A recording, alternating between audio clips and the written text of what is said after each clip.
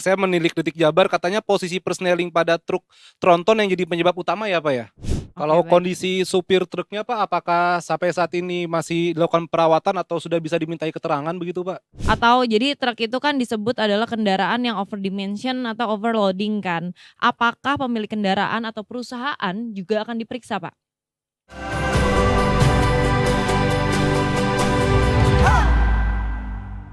Mhm. Memang sampai sekarang pengemudi truk juga lagi dalam perawatan medis gitu, tapi masih bakal diperiksa terus detikers dan juga ya seperti kita tahu tadi kan Poci juga sempat bilang kalau di Cipularang tuh Turunan iya ya kan, konturnya ya jalanannya ya kontur jalanannya emang kayak naik turun naik turun dan itu gitu. memang banyak ya bisa jadi banyak faktor sih entah Mhm, dari ya human error gitu kan iya atau iya, dari mobilnya heeh. kendaraannya begitu Muatannya juga bisa ya kan jadi. bisa jadi. Nah, tapi untuk lebih jelas lagi di sini kita udah terhubung sama narasumber kita Kombes Pol Jules Abraham Abbas SIK. Selamat sore Selamat Bapak Kombes sore Pol, Pak Pak Jules Jules. kita panggilnya. Selamat sore, Ya, Pak. selamat sore Selamat Mbak sore. Bocut sama Mas Afif ya. Siap Betul betul Pak betul Jules. betul. Jadi kalau misalkan, aku boleh nanya nih Pak, kronologinya sebenarnya dari awal sampai akhir tuh kayak gimana sih? Baik, jadi terkait dengan kronologi kejadian tersebut tentu juga eh, sebagaimana yang kita ketahui Iya. bahwa ada kendaraan ya, truk yang kemudian eh, karena cuaca juga hujan sehingga yang truk tersebut ya truk trailer atau kita kenal dengan tractor head itu menabrak kendaraan yang berada di depannya. Kemudian sehingga terjadi tabrakan secara beruntun dan menyebabkan beberapa kendaraan juga terlibat dalam kecelakaan tersebut.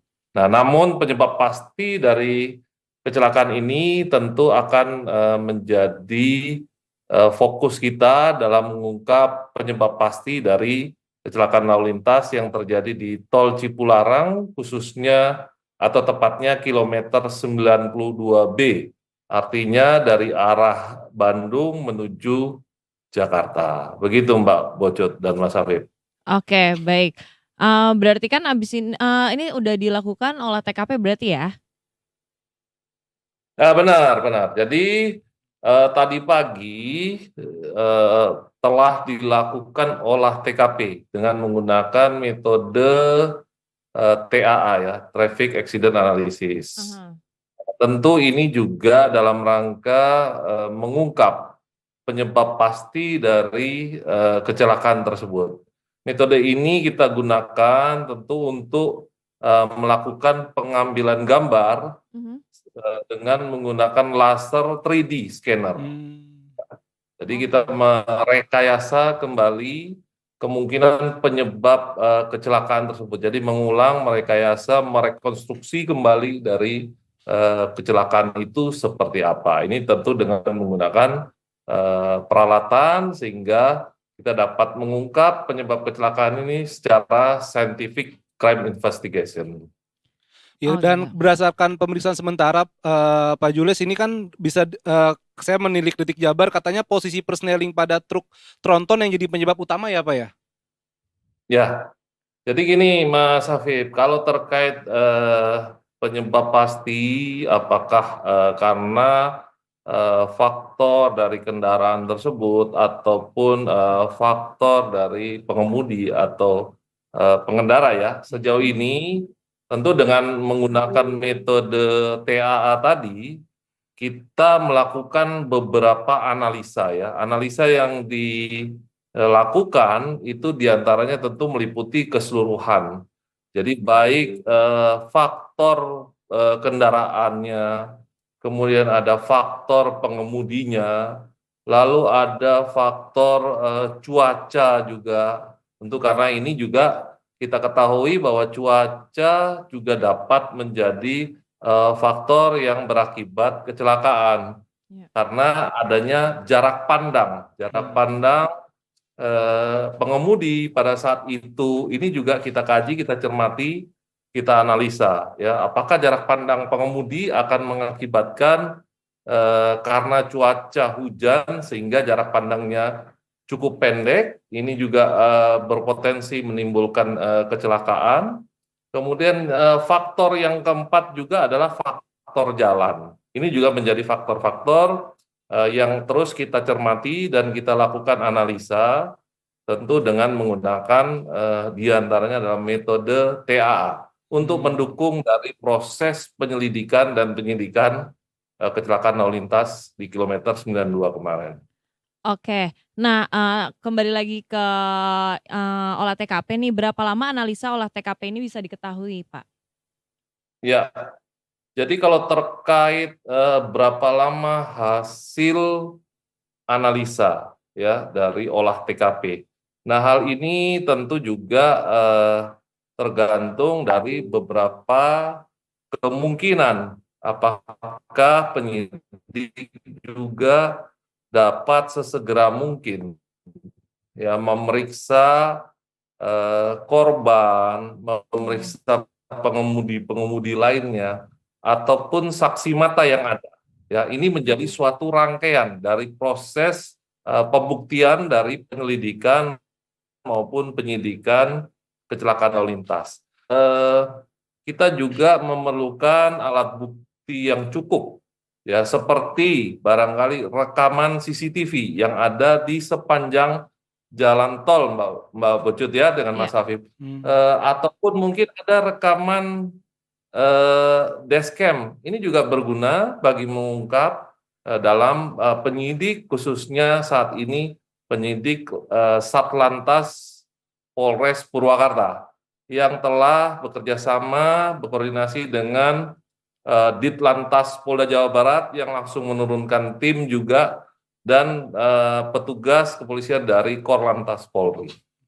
Kalau Oke, baik. kondisi supir truknya Pak, apakah sampai saat ini masih dilakukan perawatan atau sudah bisa dimintai keterangan begitu Pak? Ya, jadi gini Mas Hafif, kalau terkait dengan sopir, jadi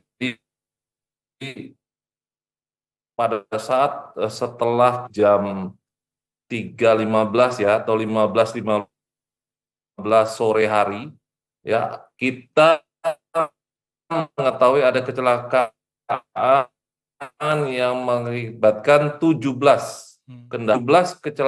kendaraan yang terlibat kecelakaan di kilometer 92B itu ada kurang lebih 30 korban dunia dan 29 mengalami luka, baik luka berat maupun luka ringan.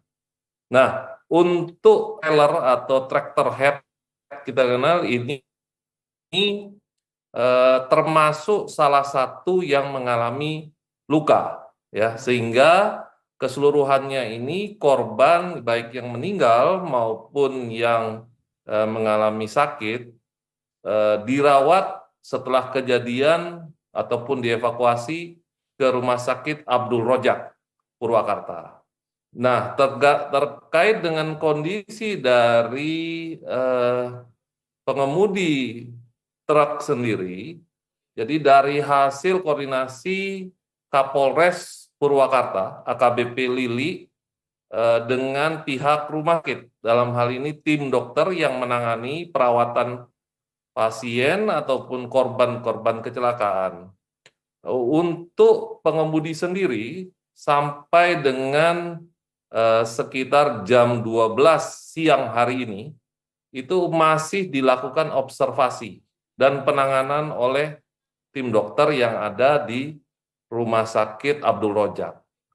Nah, bila mana nantinya ada rencana ketika pihak dokter sudah membolehkan, sudah mengizinkan kepada yang bersangkutan, artinya sudah mendapat perawatan dan hasil observasi menyatakan yang bersangkutan layak, sudah lebih sehat untuk dapat diinterogasi, maka yang bersangkutan kemungkinan besar sore hari ini akan diserahkan kepada kami pihak kepolisian untuk dapat kita bawa dan kita amankan di Polres Purwakarta. Begitu Mas Hafid. Oke, begitu. Siap, Pak. Berarti tapi ini kalau untuk sekarang Pak Jules berarti di kondisi tolnya sendiri para pengemudi apa bisa lancar gitu lewatnya Pak, Ah, atau masih ada olah TKP selanjutnya gitu Pak? Ya, jadi kalau terkait dengan olah TKP, tadi pagi sudah dilakukan, jadi kurang lebih selama 1 jam kita melakukan olah TKP dari 7.45 sampai 8.45 ya, kurang lebih dilakukan persiapan maupun olah TKP. Sudah dilakukan rekayasa arus lalu lintas kepada pengemudi juga. Nah, setelah itu kemudian pelaksanaan olah TKP selesai, jalur dinormalkan kembali ya. Namun pihak pengelola jalan tol, dalam hal ini pihak pengelola tol Cipularang telah memberlakukan satu jalur. Jadi untuk tol arah Bandung menuju Jakarta itu diberlakukan satu jalur. Jadi mendekati kilometer 92 ya, 92B. Dalam hal ini untuk mengantisipasi terjadinya kecelakaan yang berulang di tempat tersebut, sehingga mungkin sejak tadi setelah pelaksanaan olah TKP ada perlambatan, ada kepadatan yang cukup tinggi semenjak kilometer 96 sampai dengan kilometer 92. Namun setelah kilometer 92 ini kondisi sangat lancar, artinya kendaraan bisa menempuh kembali 2 lajur ataupun 3 lajur. Nah, begitu Mas Afif. oke, begitu, baik. Kalau sekarang nih, untuk sekarang adakah rencana tindakan pencegahan dari pihak kepolisian untuk meminimalisasi kejadian serupa di masa mendatang gitu, Pak? Baik, kami dari pihak kepolisian, baik dari Korlantas Polri, dari Direktorat Lalu Lintas Polda Jawa Barat ya, maupun dari petugas yang ada di Satlantas Polres Purwakarta yang menjadi bagian dari jalan tol ini berada di wilayah Polres Purwakarta tentunya, telah selalu melakukan koordinasi dengan berbagai pihak. Khususnya juga kami selalu berkoordinasi dengan pihak pengelola jalan tol. Ya, dalam hal ini terkait dengan pemasangan rambu, ya peringatan terkait dengan daerah-daerah yang menjadi daerah rawan terjadinya kecelakaan. Nah, ini sudah dipasang rambu dan itu sudah dilakukan sebelum juga kecelakaan ini terjadi. Kemudian sudah juga diberlakukan oleh pihak pengelola jalan tol jalur darurat ya, jalur darurat, karena kalau kita lihat kondisi jalan mendekati kilometer 92 ini kondisi sedikit menurun, sehingga sudah dilakukan, disiapkan jalur darurat kalau ada kendaraan yang mungkin mengalami kegagalan fungsi, kemudian mengalami kerusakan dari kendaraannya, itu bisa mengambil jalur darurat sehingga dapat mengamankan baik kendaraannya maupun kendaraan lainnya yang sebagai pengguna jalan tol. Nah, di samping itu juga himbauan-himbauan juga terkait dengan pemasangan rambu batas kecepatan, bahwa di jalan tol itu maksimal kalau tidak salah dipasang 80 km per jam. Artinya hal ini kalau dipatuhi oleh para pengguna jalan, oleh pengemudi, ini dapat memperkecil resiko terjadinya kecelakaan lalu lintas. Begitu Mbak Pucut. Oke, baik. Nah, jika ini berkaitan dengan kelalaian jalan, kelayakan jalan truk, atau jadi truk itu kan disebut adalah kendaraan yang overdimension atau overloading kan. Apakah pemilik kendaraan atau perusahaan juga akan diperiksa, Pak? Baik, kami belum sampai ke sana ya, terkait dengan apakah memang kendaraan ini termasuk dalam kategori overdimension overload ya, atau kita kenal dengan odol. Nah, ini juga kita masih akan melibatkan berbagai pihak. Di samping juga dengan Dinas Perhubungan yang berkaitan dengan hal tersebut, juga kita melibatkan nantinya pihak APM, agen pemegang merek ya, dalam hal ini untuk mengetahui tentunya terkait dengan kondisi kendaraan. Sehingga proses pemeriksaan ini kenapa harus sinkron antara berbagai pihak, kita gandeng, kita berkolaborasi. Tentu proses penyidikan tidak hanya mengandalkan TAA saja, tapi ada berbagai kolaborasi, ada berbagai pihak yang dapat kita menjadi rujukan terkait dengan terjadinya kecelakaan lalu lintas ini. Begitu, Mbak. Oke, baik. Siap kalau gitu Pak Julius. Pak, terakhir Pak, boleh nggak ada tips atau pesan nih Pak Ya. buat detikers juga yang mungkin karena tadi juga kan cuaca lagi Ah, ujung-ujung gini nih Pak. lagi kurang Apakah mendukung kita gitu kan harus cuaca. bener-bener ngecek banget nih Pak kendaraan jalan begitu?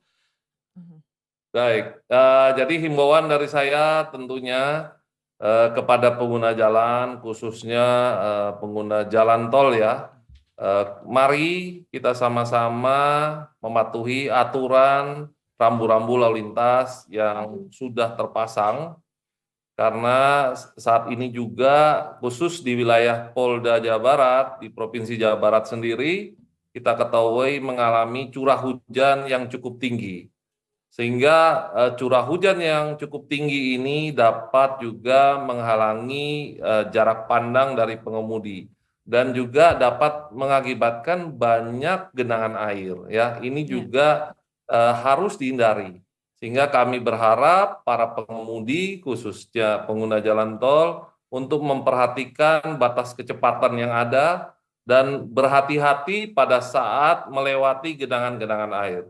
Mungkin itu Mas Afif, Mbak Bocut, himbauan dari kami. Siap, terima kasih Baik, banyak Pak terima Jules kasih Pak Jules. informasinya. Terima kasih. Luar biasa. Salam Selamat sehat. bertugas Salam kembali. presisi Pak. Baik, salam presisi. Selamat sore. Selamat sore Pak. Selamat sore Pak.